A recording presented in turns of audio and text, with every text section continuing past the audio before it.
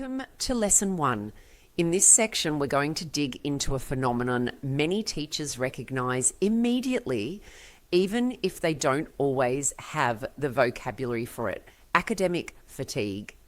This isn't just students being tired after lunch or zoning out on a Friday afternoon.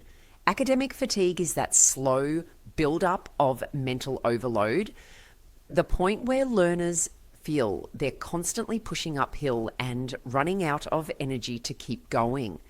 It shows up subtly at first, but over time it affects the entire rhythm of the classroom.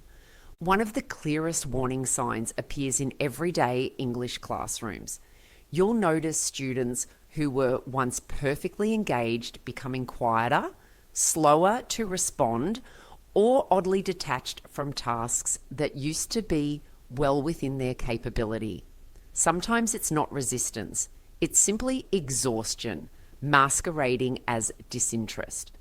And the tricky part is that these shifts happen gradually, so it's easy to miss them until they snowball. Another telltale marker is attendance issues. When motivation is flagging and academic fatigue sets in, you often see more late arrivals, more absences justified by vague reasons, and a general sense that students are finding it harder to show up consistently.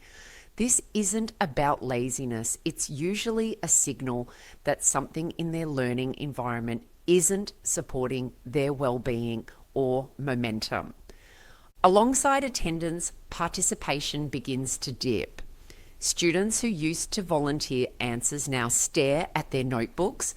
Pair work becomes lopsided, with one partner doing most of the talking while the other opts out.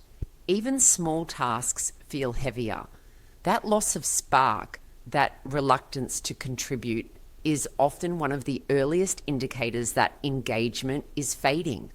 And inevitably, if nothing changes, academic performance begins to decline. Marks drop. Written work becomes thin. Reading comprehension starts slipping. You might see rushed assignments, surface-level responses, or incomplete tasks. Importantly, the quality dip is usually not due to lack of ability. It's a symptom of cognitive overload and diminishing motivation. Two things that are entirely addressable once we understand the underlying causes. So what are the root causes? One major contributor is curriculum overload. When students are confronted with too much content too quickly, with insufficient scaffolding, the learning process becomes a race rather than a journey. They stop absorbing meaning and start focusing purely on survival. Even highly capable learners can burn out when the cognitive load exceeds their bandwidth. A crowded curriculum doesn't just challenge students, it drains them. Another significant factor is disconnected content. When material feels abstract, irrelevant, or too far removed from learners' real experiences and goals, motivation takes a nosedive. Students thrive when they see purpose and connection, when content resonates with their lives, interests, or aspirations. When it doesn't, they disengage quietly. And once that disconnect settles in, academic fatigue accelerates.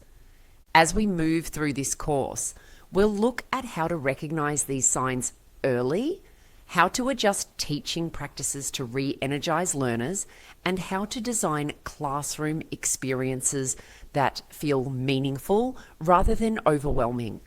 By understanding the roots of academic fatigue, we can intervene before students reach the point of burnout and create learning environments where engagement becomes a natural, sustainable part of the process.